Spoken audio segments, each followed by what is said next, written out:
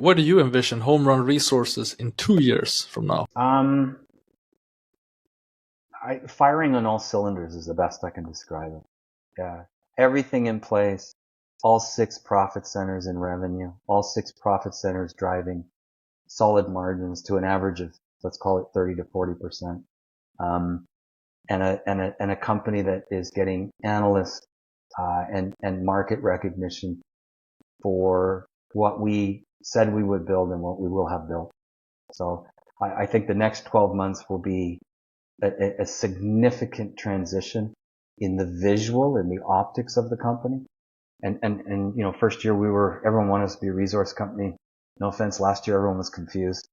I think in the third year, everyone will kind of figure it out. And when they do, they'll realize that there's a ginormity of value percolating under the surface here that we're not getting credit for. But I understand that. The market has to understand what you're building. And we've tried to do that, but it's a complicated story. And I think that's the biggest thing that'll happen this year that we're in right now, 2025. Obviously, first revenues, identifying first revenues within the vertical, which is the important thing. Once we're in revenue as a big company, then everyone takes everything more seriously. It's sort of like you're not a teenager anymore, you're an adult. And so from that perspective, we'll be an adult this year. And then next year we'll be a mature adult, one that knows what they're doing and firing on all cylinders. Once that solar plant comes online with that margin and that volume, into that marketplace, that's a transitioning thing, but don't be fooled into thinking that that's just a switch going on and a stock moving in a single movement. That'll be something that happens over time. I like to refer to the Lassonde curve, but in the distinction between our company and a traditional Lassonde company is a traditional Lassonde curve company is a resource company. So what happens is, exploration, excitement, retail, retail's a motive. They either love a deal or they hate a deal. There's nothing in between. And then you sell off, the haters sell.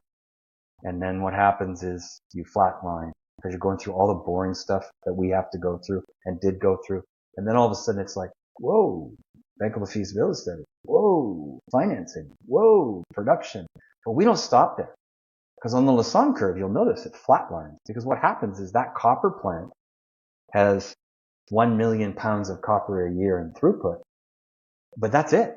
So the only thing that changes the price of the company is a change in the multiple, which rarely happens, as we know, in the material space, or a change in the price of the commodity, or a change in the cost of goods sold.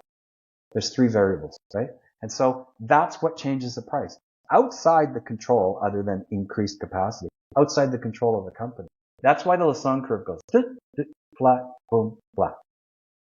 We don't do the last flat because we just keep scaling.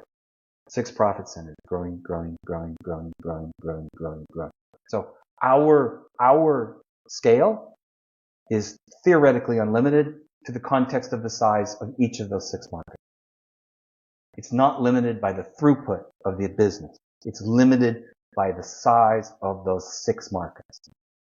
And if you identify our 6 markets, they're all high CAGR markets. Silica as a technology input in the energy transition. Solar glass in the winner in the energy transition from a generative perspective. Energy storage. The requirement for a hybrid solution that functions in the energy transition.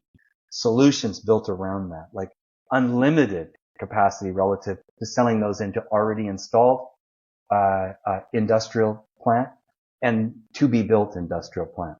And then recurring revenue off of that every month that makes, that's the dream that makes Apple worth what it's worth. So from that perspective, that's the last year in your cycle. That's 2027 when people realize we're not going to cap out on the Lassonde curve. We're just going to keep going.